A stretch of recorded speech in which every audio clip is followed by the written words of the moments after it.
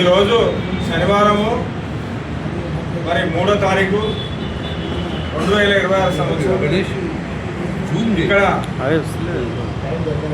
బేగంపేటలో ఈ స్కూలు ఇచ్చిన అధికారి గారికి ముఖ్యంగా ముందుగా ధన్యవాదాలు తెలియజేస్తున్నాను.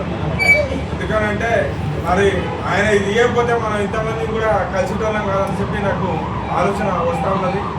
అదేవిధంగా మరి గత 20-30 సంవత్సరాల నుంచి సిద్ధేశ్వరన్న ఈ ఏరియాలో తిరుగుతూ మరి అందరినీ సమకూరుస్తూ ఉన్నాడు.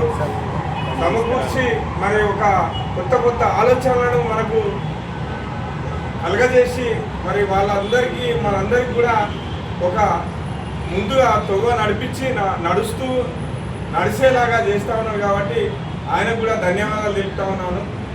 ఇప్పుడు అదేవిధంగా మరి మాదిగ రాజ్యాధికార పార్టీ మన ముక్క ప్రభాకర్ గారికి రాష్ట్ర అధ్యక్షత వహించినందుకు ఆయన ముందుండి చిన్నపిల్లగాడైనా వయసు చిన్నదైనా కూడా ఆయన పెళ్లి కూడా చేసుకోలేదు.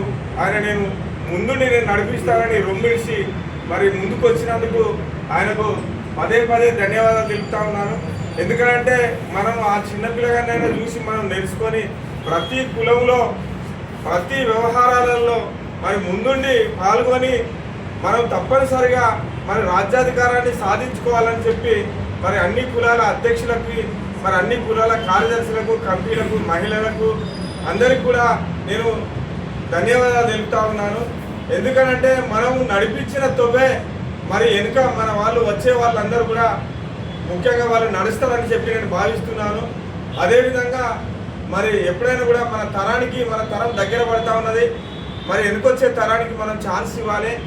యూత్ను ముందడికి తీసుకురావాలి, యువకులను ముందడికి తీసుకురావాలి, మహిళలను కానీ మరి పురుషులను కానీ ముందుకు తీసుకురావాలని చెప్పి నేను ఆశిస్తూ నేను మీ ముందు ఈ విషయాన్ని ఉంచుతా ఉన్నాను.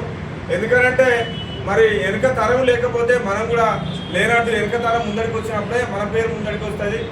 కాబట్టి ఈ రాజ్యాధికార పార్టీ మాదిగ రాజ్యాధికార పార్టీ మరి ముద్రాజీ రాజ్యాధికార పార్టీ మరి మున్నూరు రాజ్యాధికార పార్టీ మరి గౌడ రాజ్యాధికార పార్టీ వడ్డేరి రాజ్యాధికార పార్టీ అన్ని కులాల నుంచి మనం ముందుకు లేని కాడ మరి లేని ఏరియాలలో మన పార్టీలను ముందుకు తీసుకొచ్చి మరి ఒక్కొక్క యువకుడిని ముందుకు తీసుకొచ్చి మరి చదువుకున్న వాళ్ళను ముసలను పెద్దలను వయసులను మహిళలను అందరికాక మనం ముందుకు తీసుకొచ్చి ఈ విధంగా మరి సిద్ధేశ్వరన్న చెప్పినట్టుగా మరి మనం కూడా బోధించినట్టయితే ఉంటే ఇది తప్పనిసరి సక్సెస్ అవుతుందని చెప్పి వచ్చే ఎలక్షన్లో కొంతమంది రాజ్యాధికార పార్టీల కోసం నిలబడతారని చెప్పి నేను ఆశిస్తూ నేను సూచిస్తూ మీ ముందు ఉంచుతా ఉన్నాను.